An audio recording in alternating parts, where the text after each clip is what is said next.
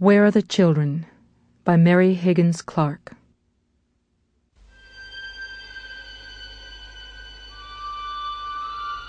He could feel the chill coming in through the cracks around the window panes.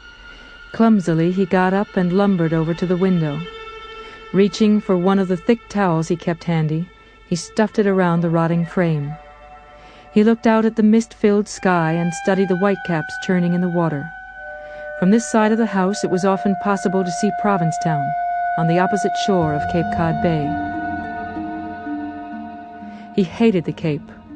He hated the bleakness of it on a November day like this, the stark grayness of the water, the stolid people who didn't say much but studied you with their eyes.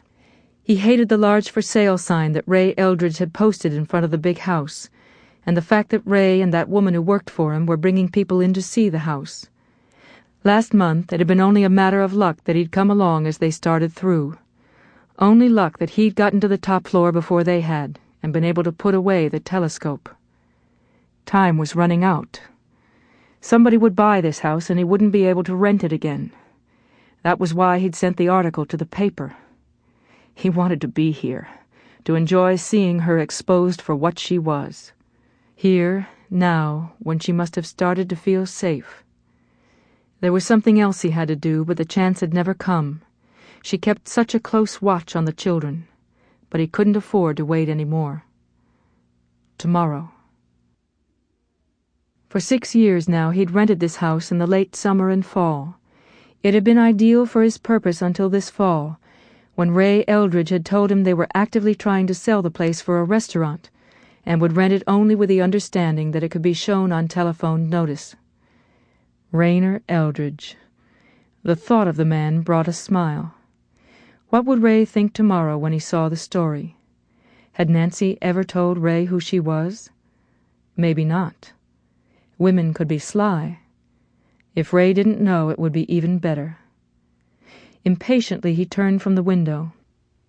His thick trunk-like legs were tight in the shiny black trousers.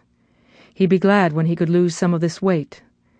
It would mean that awful business of starving himself again, but he could do it. He paced around the apartment, finally stopping at the telescope in the living room. He bent over and peered into it, squinting one eye. Because of the darkness of the day, the kitchen light was on, so it was easy to see Nancy clearly. She was standing in front of the kitchen window quietly, just looking in the direction of the water. What was she thinking of? Whom was she thinking of? The children? Peter? Lisa?